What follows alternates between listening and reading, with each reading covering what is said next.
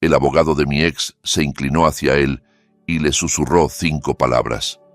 Solo 5. Y la cara de Víctor, esa cara engreída y autosatisfecha que había tenido delante en la mesa del desayuno durante 15 años, se quedó completamente blanca.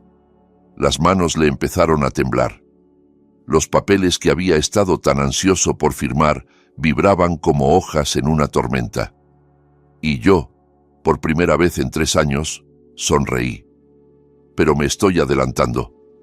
Déjame empezar por el principio, porque necesitas entender cómo llegamos hasta aquí. Cómo una mujer de la que todos decían que se había vuelto loca, en realidad estaba jugando la partida más larga y paciente de su vida. Me llamo Alejandra Durán. Tengo 34 años y hasta hace 3 meses estaba casada con Víctor Medina. 15 años de matrimonio. Más que muchas relaciones de famosos, más que lo que han durado algunos países pequeños y, sin duda, más de lo que debería haber durado mi paciencia. Pero soy terca. Lo heredé de mi abuela. Conocí a Víctor cuando tenía 17 años. Había terminado el instituto antes de tiempo, no porque fuera un genio, sino porque era práctica, estaba motivada y quería con desesperación salir de la casa de mis padres. Conseguí trabajo en el bufete Hernández Amprado como archivista. Salario mínimo, máximo número de cortadas de papel, pero era mi sueldo. A los 18 ya había ascendido a asistente legal. Era buena con los detalles, con los números, con mantener la boca cerrada y los ojos bien abiertos. Víctor tenía 24 años cuando nos conocimos en un evento con clientes. Encantador, ambicioso, lleno de sueños sobre construir un imperio inmobiliario. Hablaba del futuro como si ya fuera suyo, como si el éxito solo estuviera esperando a que él apareciera para reclamarlo. Decía que iba a construir algo increíble. Yo le respondí que podía ayudarle a presentar toda la documentación. Romance puro, ¿no? Nos casamos cuando yo tenía 19. Nuestro hijo, Tomás, llegó cuando yo tenía 20. Yo seguí trabajando a tiempo parcial en el bufete mientras lo criaba, aumentando mi fondo de jubilación, ahorrando cada dólar que podía. Mi abuela siempre decía que una mujer debía tener su propio dinero. No dinero secreto, aclaraba, solo suyo. Algo que nadie pudiera quitarle. A los 23, el negocio de Víctor por fin despegó. Me pidió que dejara el bufete y le ayudara a tiempo completo. Necesitaba a alguien que llevara las cuentas, tratara con los clientes, coordinara con los contratistas, a alguien en quien pudiera confiar por completo. Así que me convertí en su todo no remunerado.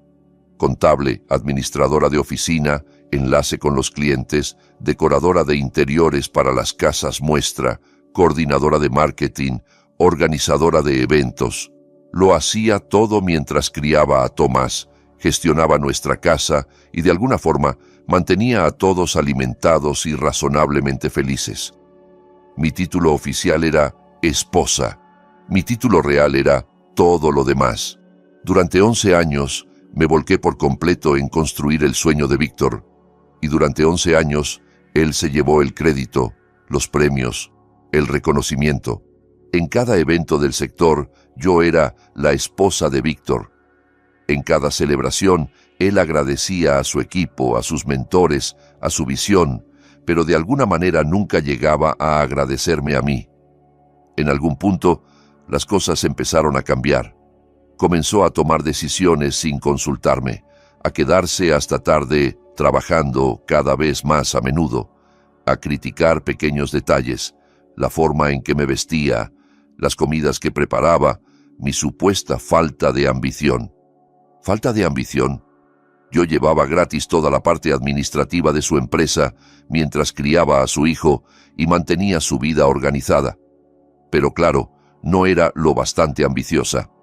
Entonces, hace 3 meses, soltó la bomba. Llegó a casa un martes por la tarde.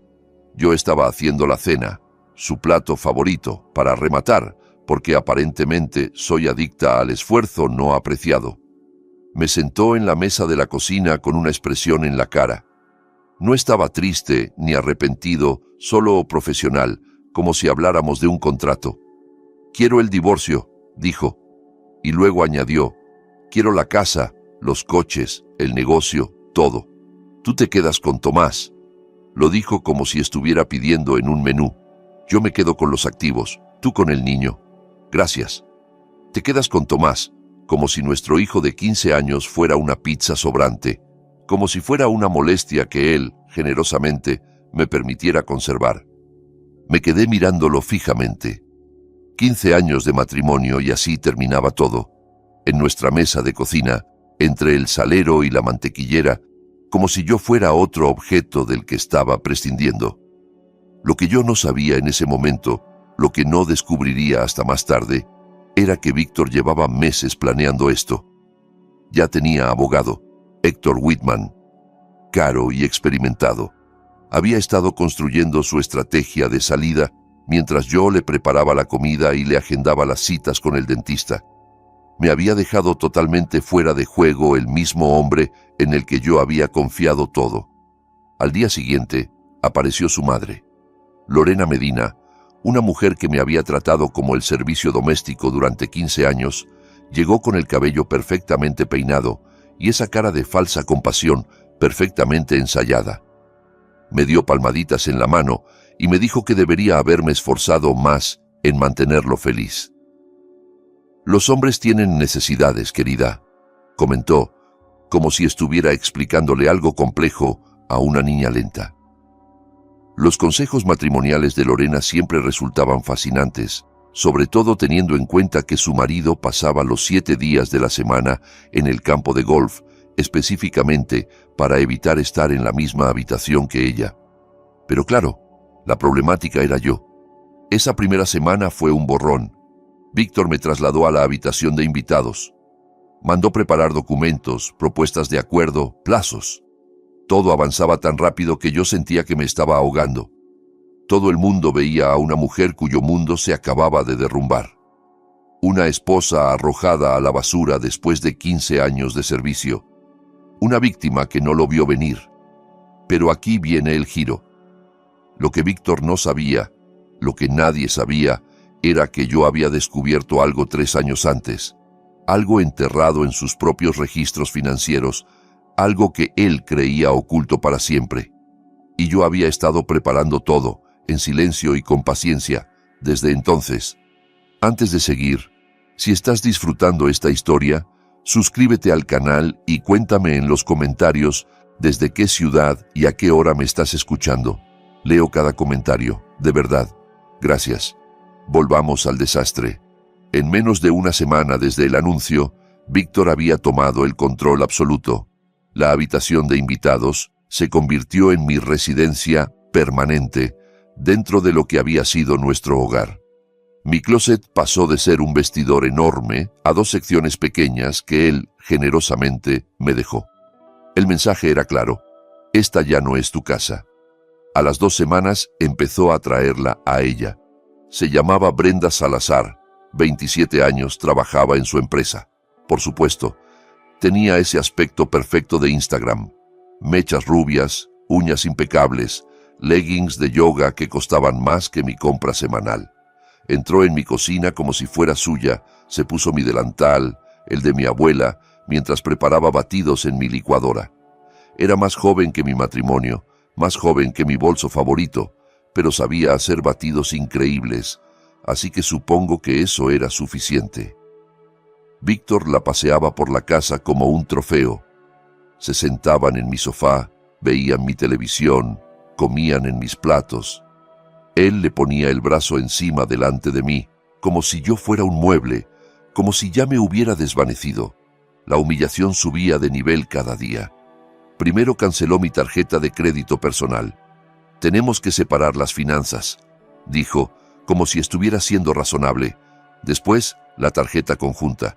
Luego sugirió que quizá debería ir buscando otro lugar donde quedarme mientras aclarábamos las cosas, en mi propia casa, y yo era la que tenía que irse. Lorena vino a ayudarme a empacar, y por ayudar quiero decir que se paseó por mis cosas decidiendo qué merecía yo conservar. Ropa vieja, bien, algunas fotos familiares, algunas, la caja de recetas de mi abuela. Esa la dudó, como si estuviera considerando quedársela, lo que no se me permitió llevar. Ninguna joya que Víctor me hubiera comprado en 15 años, ningún mueble que yo hubiera elegido, nada de valor. Son bienes gananciales, explicó Lorena, y le pertenecen a Víctor. Metió mis cosas en bolsas de basura, no en cajas, bolsas de basura, como si yo fuera basura lista para sacar. En medio de todo esto, había una persona en la que yo creía que podía confiar. Diana Herrera.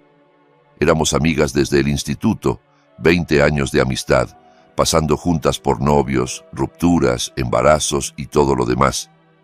Fue la primera persona a la que llamé después del anuncio de Víctor. Fue muy comprensiva, siempre pendiente, siempre preguntando cómo me sentía, siempre dispuesta a escuchar. Venía con vino y me dejaba llorar en su hombro. Me decía que merecía algo mejor. Me aseguraba que Víctor estaba cometiendo un gran error. Pero algo no encajaba. Pequeños detalles. Al principio, Víctor parecía saber mis planes antes de que yo los tomara. Cuando le comenté a Diana que estaba pensando en pelear por la casa, Tomás volvió al día siguiente diciendo que su padre le había dicho que eso no iba a funcionar. Cuando le dije a Diana que estaba mirando pisos en un barrio específico, Víctor hizo al día siguiente un comentario sobre esa zona en concreto, diciendo que era demasiado cara para mí. Y entonces me cayó la ficha. Mirando hacia atrás, debería haberlo visto años antes. Cómo se le iluminaba la cara a Diana cada vez que Víctor entraba en una habitación. Cómo lo halagaba siempre un poco de más. Cómo se reía demasiado de sus chistes. Siempre preguntaba por él primero cuando hablábamos. ¿Cómo está Víctor? ¿Cómo va el negocio? ¿Está contento? Llevaba 15 años suspirando por mi marido. Y Víctor, que coleccionaba admiradoras como otros coleccionan estampillas, sabía perfectamente cómo aprovecharlo. La hacía sentir especial, importante, diferente a las demás. Probablemente le insinuó que estarían juntos después del divorcio. Le dio la dosis justa de esperanza para mantenerla leal. Mi mejor amiga era su espía. 20 años de amistad vendidos por un poco de coqueteo y promesas vacías. Al menos, cóbrale más caro, Diana. Pero lo peor no era Víctor, no era Lorena, ni siquiera era Diana. Lo peor era Tomás. Mi hijo lo vio todo. A la novia, a la abuela metiendo mis cosas en bolsas de basura, la forma en que su padre me miraba como si no valiera nada, y Víctor trabajaba sobre él, goteando veneno en su oído día tras día.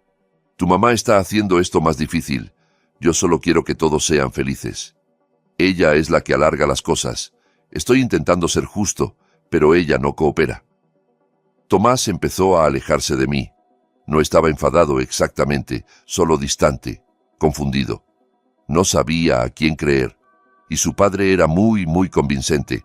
Podía perder la casa, podía perder el dinero, podía perder todo lo que había construido en 15 años. Pero ver a mi hijo mirarme como si yo fuera el problema, eso sí fue un cuchillo. Esa fue la herida que de verdad sangraba. Contraté a una abogada. Se llamaba Nina Castellanos. Me la recomendaron en mi antiguo bufete. 52 años, afilada como una navaja, absolutamente alérgica a las tonterías. Revisó mi situación y trazó el plan de batalla. Tú ayudaste a construir este negocio, me dijo. Te corresponde la mitad de todo. La casa, la empresa, las cuentas. Vamos a pelear. Yo la miré en silencio durante un buen rato. ¿Y si no quiero pelear? Nina me miró como si hubiera empezado a hablar en chino, como si hubiera sugerido enviarle a Víctor una tarjeta de agradecimiento y una cesta de frutas. Creyó que estaba rota, deprimida, demasiado hundida como para defenderme. No tenía ni idea. Me mudé a un piso pequeño con Tomás. 2 habitaciones, un baño, una cocina del tamaño de la despensa de la casa anterior. La mitad de nuestras cajas ni siquiera cabía. Se quedaron apiladas en la esquina de la habitación de Tomás como un monumento a lo mucho que habíamos caído. Mientras tanto, Víctor subía fotos con Brenda a redes sociales. Nuevo capítulo, nueva energía, bendecido, escribió. Debajo, Lorena comentaba: Feliz por ti, hijo, te mereces alegría. Mi hermana me llamó furiosa. Necesitas una abogada tiburón. Llévatelo todo, que no se quede con un centavo. Todos tenían un consejo. Todos pensaban que sabían lo que yo debía hacer. Todos veían a una mujer que se había rendido, que no luchaba, que estaba dejando que su marido la pisoteara. Todos estaban equivocados. Hay algo que pasa cuando te subestiman. Dejan de mirarte. Dejan de ser cuidadosos a tu alrededor. Dejan de proteger sus secretos. Y justo ahí es cuando descubres todo lo que necesitas saber. 3 años. Ese era el tiempo que yo llevaba cargando con este secreto. Ese era el tiempo que llevaba sabiendo la verdad sobre Víctor Medina y su deslumbrante, glamuroso y completamente falso imperio. Todo empezó un martes cualquiera por la noche, 3 años antes del divorcio. Víctor trabajaba tarde otra vez. Para entonces siempre trabajaba tarde, aunque yo todavía no sabía lo que eso significaba realmente. Yo estaba revisando los libros de la empresa, conciliando cuentas, haciendo el trabajo nada glamuroso que mantenía el negocio funcionando, y encontré algo raro. Una transferencia a una cuenta que no reconocía, luego otra, y luego un patrón. Dinero que salía de nuestras cuentas hacia lugares que yo nunca había visto. Seguí tirando del hilo. Me quedé despierta hasta las 3 de la mañana rastreando cada movimiento. Lo que encontré me dejó helada. Víctor había pedido préstamos sobre todo lo que teníamos. La casa, nuestra preciosa casa que todo el mundo admiraba, tenía 3 hipotecas. El préstamo original de $400,000, una segunda hipoteca de $350,000 tomada 4 años antes, y una tercera de otros $350,000 2 años después. Total adeudado, $1,1 millones, valor real de la casa, $850,000. Estábamos $250,000 por debajo del valor de una vivienda que yo creía que ya estaba pagada. La empresa estaba aún peor. Líneas de crédito al máximo por $200,000. Impuestos atrasados por $85,000. Deudas con proveedores por $120,000. Préstamos de equipos por $75,000. La empresa de la que Víctor presumía en cada fiesta, la empresa que se suponía que estaba en su mejor momento, se ahogaba en casi $500,000 de deuda. Ni siquiera los coches eran realmente nuestros. Los 3 estaban en arrendamientos con pagos finales enormes a punto de vencer. No poseíamos nada, solo teníamos obligaciones mensuales muy caras. Me senté en la cocina a las 3 de la mañana, rodeada de impresiones, e hice las cuentas. Deuda total aproximada, $1,9 millones. Valor real de los activos, con suerte $1,6 millones. Estábamos unos $300,000 en números rojos, quizá más. ¿Y dónde se había ido todo ese dinero? Seguí investigando. Durante las siguientes semanas rastreé cada transacción que pude encontrar, y la imagen que apareció fue devastadora. Inversiones en criptomonedas, $180,000 perdidos. Juego, $75,000 desaparecidos.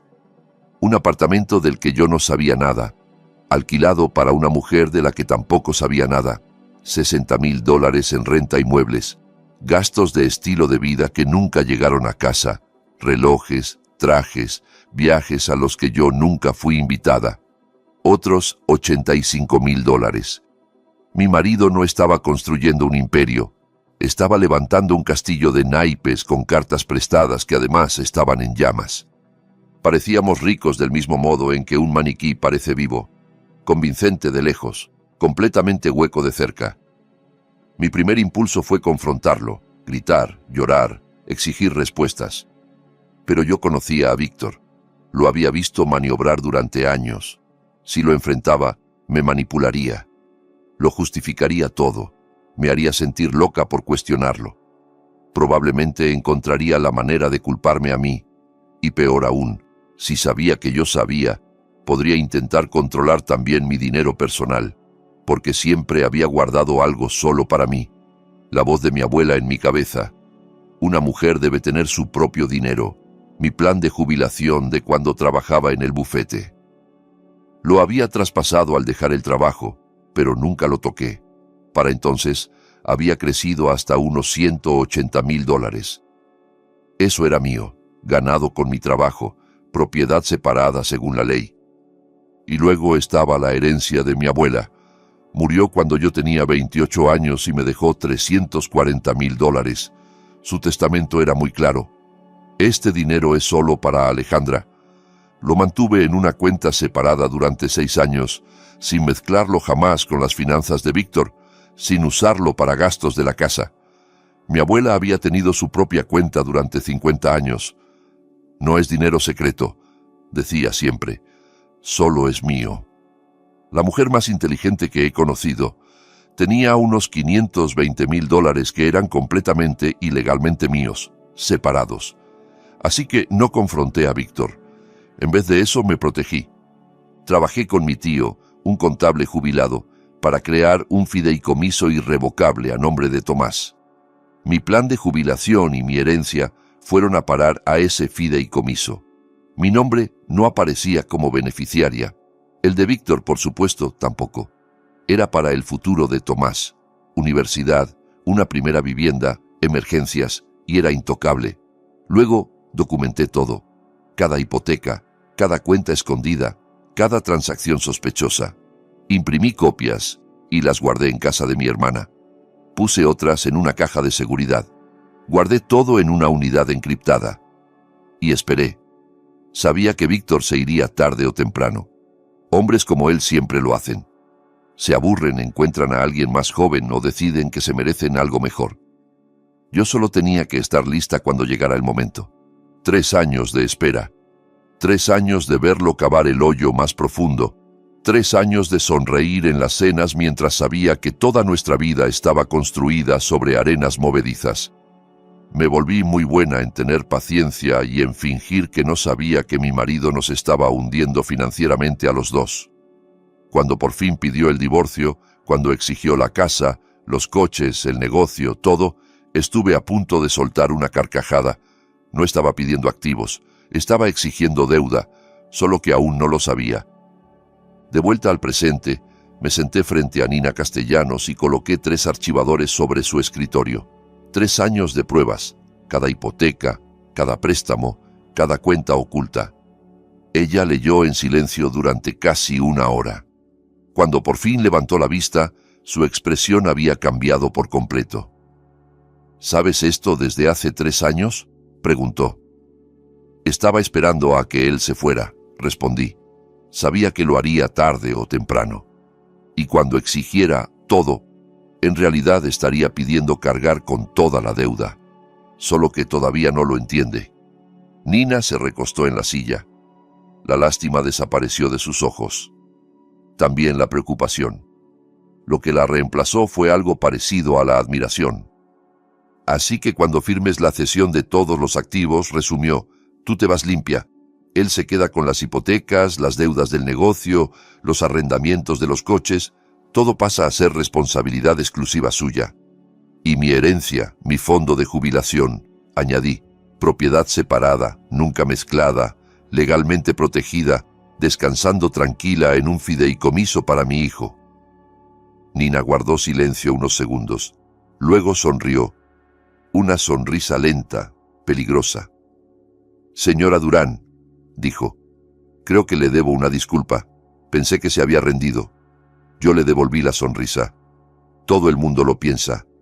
Esa es la idea. Nina pasó de verme como a un gatito perdido a mirarme como si fuera una gran maestra de ajedrez. Prefiero eso. El vestuario es mejor. La trampa ya estaba montada. Los números comprobados. La documentación blindada. Lo único que tenía que hacer ahora era dejar que Víctor creyera que estaba ganando. Y nadie interpreta mejor a la perdedora resignada que una mujer que ha tenido 15 años de práctica. Los 3 meses siguientes fueron una clase magistral de actuación. Me convertí exactamente en lo que todos esperaban que fuera. Rota, derrotada, apenas aguantando. Llegaba a las mediaciones con los ojos rojos y las manos temblorosas. Hablaba en voz baja, titubeando, como una mujer que había perdido toda su confianza. Pedía tan poco que hasta el mediador parecía incómodo. Solo quiero lo suficiente para empezar de nuevo, dije en nuestra segunda sesión. No quiero ser conflictiva. Sé que el negocio es la vida de Víctor. Sé que la casa significa todo para él. No quiero destrozar más a la familia de lo que ya está. Solicité un acuerdo de $50,000 en efectivo, mis pertenencias personales y custodia compartida de Tomás. Nada más.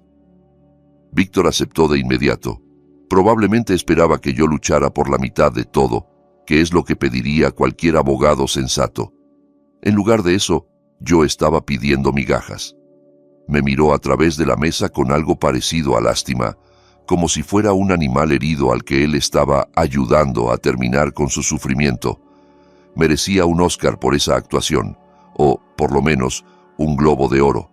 Me habían dado el papel de mi vida, y mi única audiencia era mi mentiroso, infiel y pronto arruinado exmarido. Con cada semana que pasaba, la arrogancia de Víctor crecía. Dejó de ser cuidadoso, dejó de fingir que era el razonable.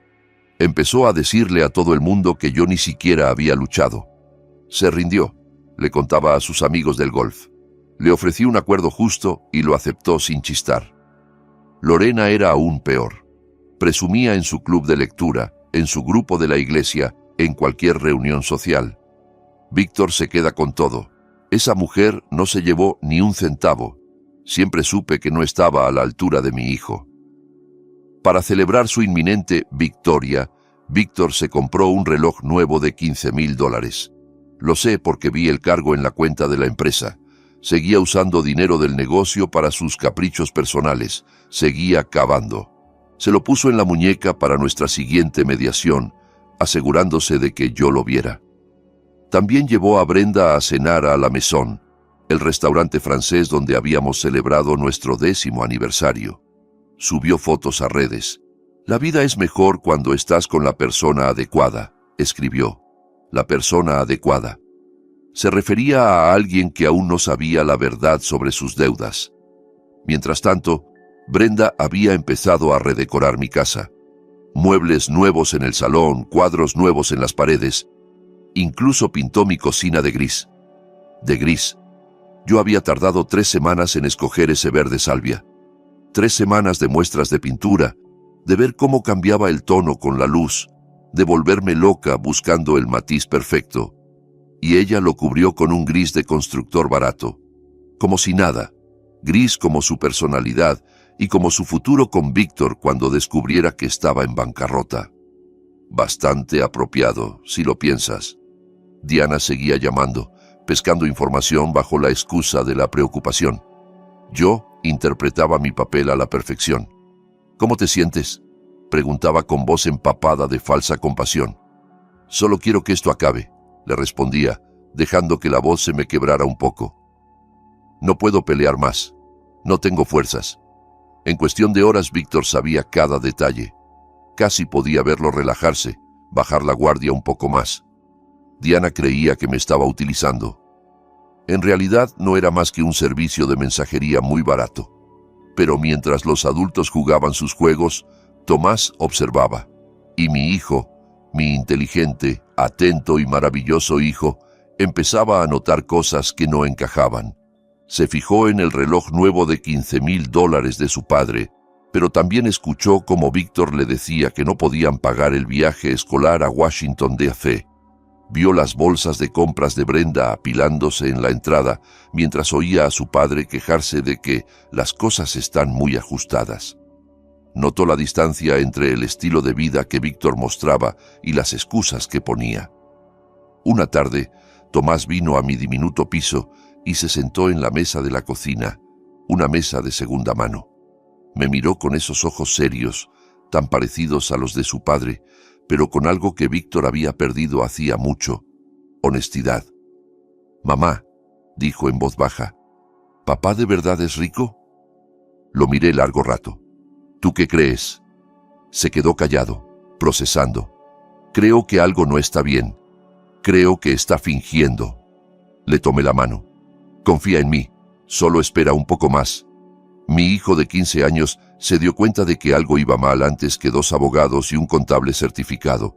Debería cobrarle honorarios a su propio fondo universitario por asesoría.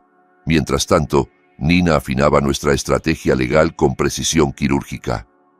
El convenio principal de divorcio Dejaba claro que yo renunciaba a cualquier derecho sobre los bienes gananciales. La casa, la empresa, los vehículos, todo pasaría a nombre de Víctor. A cambio, yo recibiría mi modesto pago en efectivo y me marcharía. Pero anexado a ese acuerdo había un documento adicional, una declaración detallada de pasivos. Cada deuda, cada hipoteca, cada préstamo, cada obligación asociada a esos activos. Cuando Víctor firmara para quedarse con los bienes, estaría asumiendo legalmente todas las cargas. Las hipotecas serían exclusivamente suyas. Las deudas del negocio pasarían a ser solo su responsabilidad. Los arrendamientos de los coches, su problema. Todo estaba ahí, negro sobre blanco, legal, correcto, devastador. Los documentos legales son como poesía, me dijo Nina. Poesía aburrida, cara y capaz de arruinarle la vida a alguien. Mi tipo favorito. 2 semanas antes de la audiencia final, Héctor Whitman, el abogado de Víctor, llamó a Nina con ciertas reservas. Mi cliente está asumiendo activos significativos, dijo con cuidado. Quisiera solicitar una auditoría financiera completa antes de finalizar, solo para verificar todo. Nina mantuvo la voz neutra. Por supuesto, facilitaremos la documentación que sea necesaria. Pero cuando Héctor llevó esto a Víctor, mi futuro exmarido lo frenó en seco. Nada de auditorías, le dijo. Yo construí esa empresa. Sé perfectamente lo que vale. No voy a pagar a un contable para que me diga lo que ya sé. Héctor insistió. Le recomiendo encarecidamente verificar los valores antes de firmar. Es una decisión importante. No, lo interrumpió Víctor. Brenda quiere que esto se termine. Yo también. Nada de más retrasos. Héctor llevaba más de 30 años ejerciendo. Sabía cuando un cliente estaba a punto de cometer un error. También sabía que no podía obligar a nadie a seguir su consejo. Le presentó a Víctor un documento de exención, una hoja reconociendo que el abogado le había recomendado una revisión financiera independiente y que él la rechazaba en contra del consejo legal. Víctor lo firmó sin leerlo, igual que firmaría todo lo demás sin leerlo. Nunca subestimes el poder de una novia impaciente para hacer que un hombre se salte la letra pequeña. Brenda valía millones para mí, en términos legales. La noche antes de la audiencia, Víctor me mandó un mensaje. Gracias por no hacer esto feo. Me quedé mirando esa frase un buen rato. 15 años de matrimonio, 15 años construyendo su empresa, criando a su hijo, organizando su vida, y me daba las gracias por no complicarle el proceso de tirarme a la basura. Le respondí, solo quiero lo mejor para Tomás. Y lo mejor para Tomás era su fideicomiso, su futuro asegurado y un padre a punto de aprender la lección más cara de su vida. Nina me llamó esa noche. Jueves, 9 de la mañana. Audiencia final. Jueza Patricia Hidalgo. ¿Estás lista? Miré alrededor de mi pequeño piso. Los muebles de segunda mano, las cajas aún sin deshacer en la esquina, la cocina diminuta que había pintado de verde salvia porque me recordaba a la esperanza. Llevo 3 años lista, le contesté. Jueves, 17 de abril, 9 de la mañana, sala 4B. Recuerdo cada detalle de esa mañana. La luz del sol entrando por los ventanales altos, el olor a madera vieja y cera para el suelo, el murmullo suave de los abogados pasando papeles. Ahí era donde 15 años de matrimonio iban a terminar oficialmente, y donde 3 años de paciencia iban por fin a dar fruto. Víctor llegó primero, por supuesto. Llevaba su mejor traje, el Armani gris marengo que yo le ayudé a elegir para una cena con clientes hace 3 años. Su reloj nuevo brillaba cuando estrechó la mano de Héctor. Parecía confiado, relajado, como un hombre a punto de cerrar un negocio muy favorable. Brenda esperaba en el pasillo. No podía entrar en la sala, pero quería estar allí como apoyo moral. La vi un segundo, desde la puerta, maquillaje perfecto, bolso de diseñador, mirando el móvil como si aquello fuera una cita más del calendario. Lorena también estaba, sentada en la zona del público. Se había arreglado mucho, seguramente con la idea de llevar a Víctor a comer después para celebrar. Cuando yo entré, me miró y me dedicó una sonrisita. de esas que se le dan a alguien a quien ya has derrotado. Yo llegué unos minutos después que Víctor, vestido azul marino sencillo, sin joyas, el pelo recogido en un moño bajo. Parecía cansada, derrotada, como una mujer que ya no tiene nada por lo que luchar. Perfecto. Parecía alguien que se había rendido con la vida y con la moda al mismo tiempo. Muy convincente. De verdad debería dar clases de teatro. Entró la jueza Patricia Hidalgo y todos nos pusimos en pie. Tendría unos 60 años, pelo plateado, gafas en la punta de la nariz, 3 décadas en el tribunal de familia. Había visto todos los trucos, todas las manipulaciones, todas las mentiras que una pareja en divorcio puede inventar. Nada la sorprendía ya. Revisó el expediente brevemente y luego alzó la vista. Medina contra Medina, audiencia final de disolución. Tengo entendido que las partes han llegado a un acuerdo. Héctor se levantó primero. Sí, su señoría. Mi cliente, Víctor Medina, asume todos los bienes gananciales, incluida la residencia familiar, la empresa de desarrollos inmobiliarios y todos los vehículos asociados. A cambio, la señora Durán recibe un pago único de $50,000. Nina se puso en pie a mi lado. Es correcto, su señoría.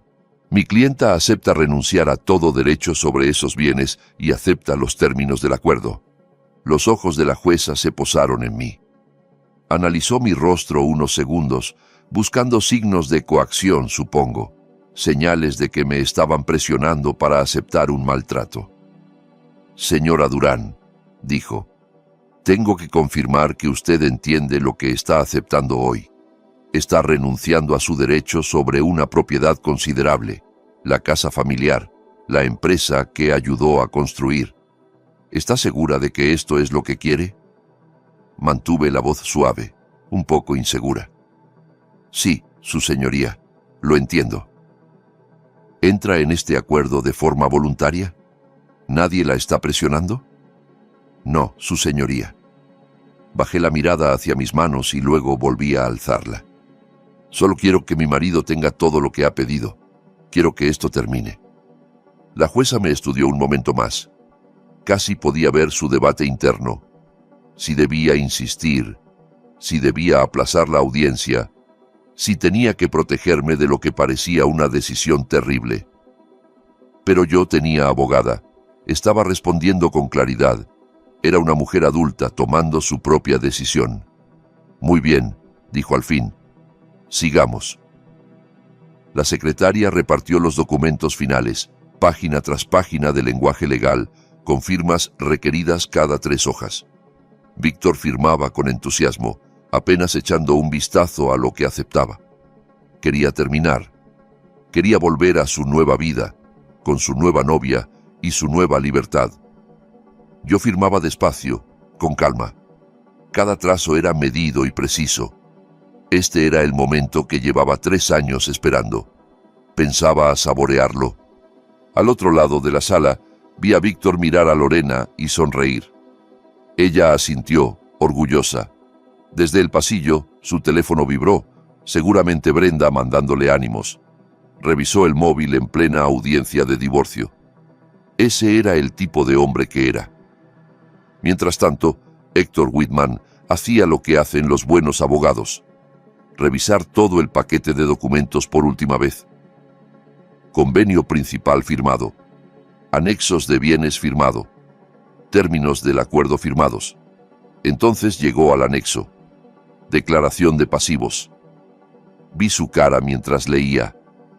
Vi cómo una sombra de confusión cruzaba sus rasgos. Lo observé pasar páginas hacia atrás y hacia adelante, como si esperara haber leído mal. No se había equivocado. El rostro de Héctor palideció. Se inclinó hacia Víctor, intentando ser discreto. «Señor», susurró, «tenemos que hablar». Víctor lo apartó con la mano, aún disfrutando de su victoria. «Ahora no. Ya casi terminamos». «Señor», insistió Héctor, esta vez en un susurro más urgente, «usted está asumiendo todas las deudas». Víctor se giró. «¿Qué?» «La declaración de pasivos», murmuró el abogado señalando los números. «Las hipotecas, los préstamos del negocio, todo está aquí. Usted asume la responsabilidad personal de todo. Por primera vez, Víctor miró de verdad lo que había firmado. Vi sus ojos recorrer las cifras. Vi cómo se le iba el color del rostro. Casa, 1.1 millones de dólares adeudados. Valor de mercado, 850.000. Empresa, 480.000 dólares en deudas combinadas. Vehículos, 115.000 en arrendamientos. Pasivos personales adicionales, 200.000. Deuda total aproximada, 1.9 millones de dólares.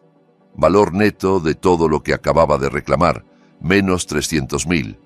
No había ganado la lotería, había ganado la factura. Víctor se levantó de golpe, la silla chirrió contra el suelo. Esto está mal.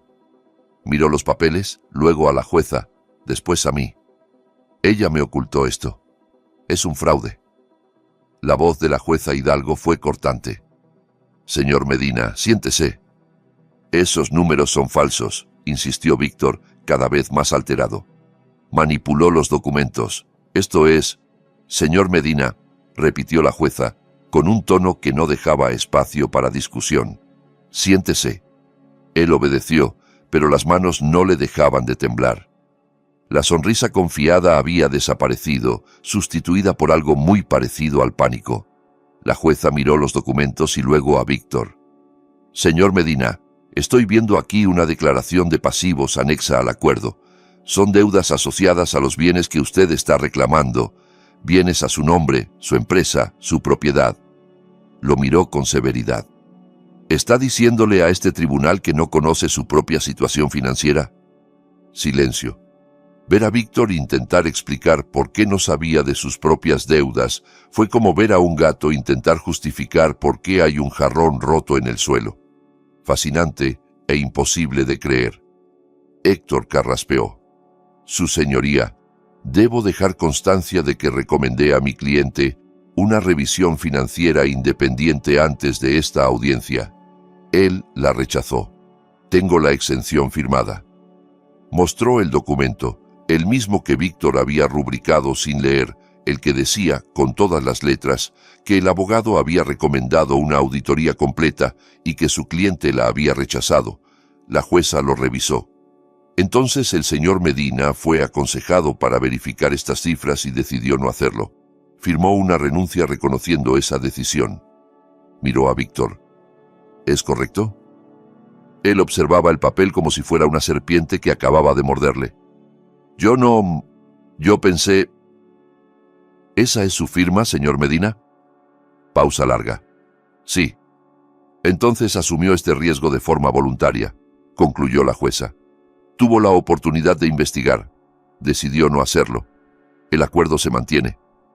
Víctor me miró desesperado. Tú lo sabías, dijo con la voz quebrada. Sabías todo esto. Le sostuve la mirada tranquila. Fui tu contable durante 11 años, Víctor. Sabía todo. Su cara pasó por todas las emociones. Confusión, rabia, traición, miedo y, por fin, la que yo esperaba. La comprensión. La certeza de que él mismo se había puesto la soga. Quiero retirar el acuerdo, dijo, volviéndose hacia la jueza. No entendía lo que estaba firmando. Esto no es justo. La jueza negó con la cabeza. Señor Medina, usted firmó los documentos ante este tribunal afirmando que entendía y aceptaba todos los términos. Estaba representado por un abogado competente. Rechazó una revisión adicional. Su esposa no ocultó nada. Estas son sus deudas, sus hipotecas, sus obligaciones. Hizo una pausa. El acuerdo es definitivo. El mazo golpeó la madera. Señora Durán, tiene usted su compensación. Señor Medina, usted tiene los bienes acordados, junto con todos los pasivos asociados. Este matrimonio queda disuelto. Me levanté, alisé mi vestido, tomé mi bolso. Miré a Víctor por última vez. Estaba desplomado en la silla, con los papeles desperdigados delante, mientras su mundo se derrumbaba. Dijiste que querías todo excepto a Tomás, murmuré. Te he dado exactamente lo que pediste. Salí de la sala sin mirar atrás. En el pasillo, escuché cómo la voz de Víctor se elevaba, gritando a Héctor, exigiendo saber cómo había ocurrido, amenazando con demandas. Y las respuestas tranquilas del abogado: yo le recomendé la auditoría, lo tengo por escrito, usted se negó. A través de las puertas de cristal vi el rostro de Brenda cambiar mientras lo escuchaba. La vi mirar a Víctor, mirarlo de verdad por primera vez. De pronto, dejó de ver al empresario exitoso y empezó a ver otra cosa, a un hombre hundido en deudas. Se fue antes de que yo llegara al ascensor. Rápido, los tacones resonando sobre el mármol, sin mirar atrás. La salida de Brenda fue más veloz que su entrada en mi matrimonio. Al menos en eso fue coherente. Salí al sol de abril. El cielo estaba azul, el aire templado. Detrás de mí, mi exmarido seguramente seguía gritando sobre justicia y fraude y de cómo nada era culpa suya. Delante tenía una nueva vida, más pequeña, más simple, pero completamente mía. El colapso fue más rápido de lo que imaginé. En 2 semanas, Brenda se había mudado de la casa, empacó sus cosas de madrugada y dejó una nota: esto no es lo que yo esperaba. La cocina gris se quedó vacía. En un mes, Víctor intentó vender la casa, pero cuando debes más de lo que vale, no hay compradores. Solo llamadas del banco por cuotas atrasadas y agentes inmobiliarios sugiriendo una venta a pérdida. En 2 meses, la empresa empezó a dejar de pagar. Proveedores interpusieron demandas. La línea de crédito se congeló. La compañía que Víctor había tardado 15 años en construir, la misma a la que yo había dedicado 11 años de mi vida, se desmoronó como polvo. En 3 meses, Víctor estaba reuniéndose con abogados especialistas en bancarrota. El hombre que se jactaba de su imperio estaba ahora calculando qué activos podría proteger de los acreedores. La respuesta era: casi ninguno. El perfecto hijo de Lorena iba llamando a familiares para pedir préstamos, presentándose en casas de parientes con excusas y explicaciones. Nadie sabía nada de las deudas. Seguro que Alejandra escondió algo, me engañó. Pero los documentos contaban otra historia. Las hipotecas estaban a su nombre, los préstamos a su nombre, las pérdidas del juego, las cripto, el apartamento secreto, todo firmado por él. Escuché que el boletín navideño de Lorena ese año fue muy breve. Víctor está explorando nuevas oportunidades.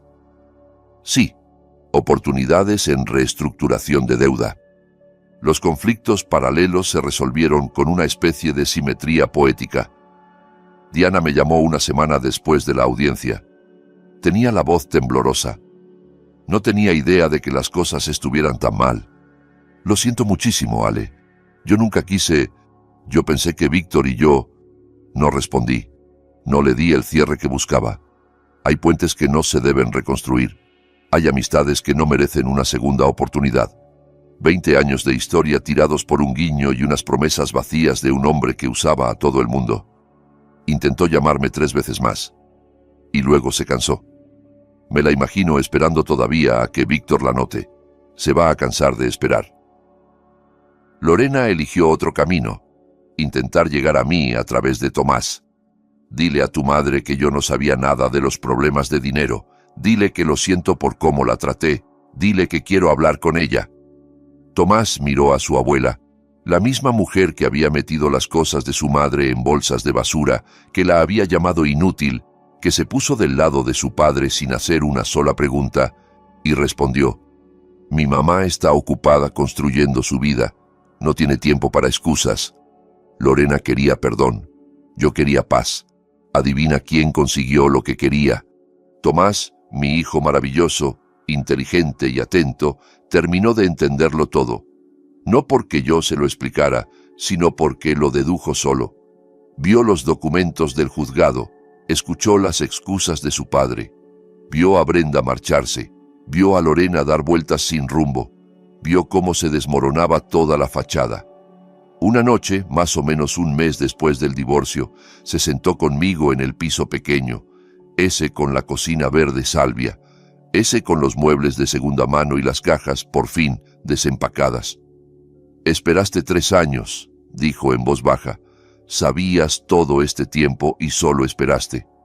Quería asegurarme de que tú estuvieras protegido, le respondí. Pasara lo que pasara entre tu padre y yo, necesitaba saber que tú ibas a estar bien.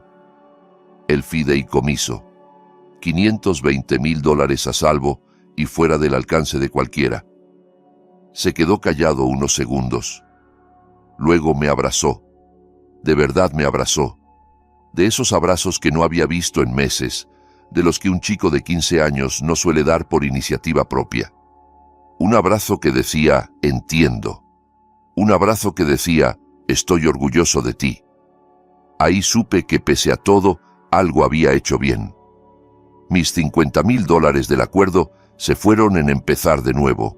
El primer mes de alquiler, la fianza, muebles básicos que no se estuvieran cayendo a pedazos. No era lujo, pero era estabilidad. El fideicomiso se quedó como estaba. Intocable. El futuro de Tomás. Universidad, quizá una primera casa, una red de seguridad que nadie podría arrebatarle. Yo, por mi parte, me matriculé en cursos de diseño de interiores en el centro comunitario, el sueño que había guardado en un cajón cuando tenía 23 años para ayudar a Víctor a levantar su imperio. Ahora por fin estaba construyendo el mío. Empecé poco a poco. Mi primera clienta de verdad fue una mujer llamada Sandra, 52 años, saliendo de un matrimonio de 28. Estaba de pie en su nuevo piso vacío con cara de estar perdida cuando me preguntó, ¿cómo se empieza de cero? Me lo pensé un momento. Un cuarto a la vez, le dije, un color a la vez, un día a la vez. Pintamos su cocina de verde salvia. Lloró al verla terminada. Son lágrimas felices, explicó. Es el color de los comienzos. Unos 3 meses después de que el divorcio se hiciera oficial, Víctor apareció en mi puerta. Casi no lo reconocí. Había adelgazado, pero no de una forma sana. Tenía ojeras profundas. El traje estaba arrugado. El reloj había desaparecido. Parecía un hombre que había pasado por una guerra y la había perdido. Se quedó en el marco y, por un segundo, casi sentí lástima. Casi. No sabía que era tan grave, murmuró. Yo cometí errores. Lo sé. Pero no quise que todo esto... Me recosté en el marco y lo miré. De verdad lo miré. A ese hombre al que había querido casi media vida, al que me había tirado como basura, al que ahora se ahogaba en las consecuencias de sus propias decisiones. ¿Podemos hablar?, preguntó. Tal vez podríamos arreglar algo. Yo podría... no sé. Quizá podríamos... Ni siquiera fue capaz de terminar la frase. No pudo pronunciar lo que realmente quería, ayuda. Mi ayuda, después de todo. Pediste todo, menos a Tomás, dije tranquila, y eso es exactamente lo que tienes. Alejandra, por favor. Adiós, Víctor. Cerré la puerta. Se quedó en el pasillo 10 minutos. Lo sé porque lo miré por la mirilla mientras comía helado. El mejor show que he visto. 5 estrellas. Lo vería otra vez. Esa noche, después de que Tomás se fuera a dormir, me senté en la pequeña sala y miré la foto de mi abuela en el estante. La caja de recetas estaba al lado. La única cosa que Lorena casi me arrebata. La única que de verdad importaba. Tenías razón en todo, abuela, susurré. Ten tu propio dinero, conoce tu valor y nunca dejes que nadie te haga sentir pequeña. El piso estaba en silencio. Era pequeño, nada que ver con la casa en la que viví 15 años. Pero era mío. Cada color en las paredes, cada mueble, cada decisión, mía. Y por primera vez, en más tiempo del que puedo recordar, era libre. Gracias por escucharme hasta el final. Ya tienes en pantalla más de mis historias más intensas y adictivas. Haz clic en una ahora mismo y no te pierdas lo mejor. Te van a encantar. Nos vemos en la próxima.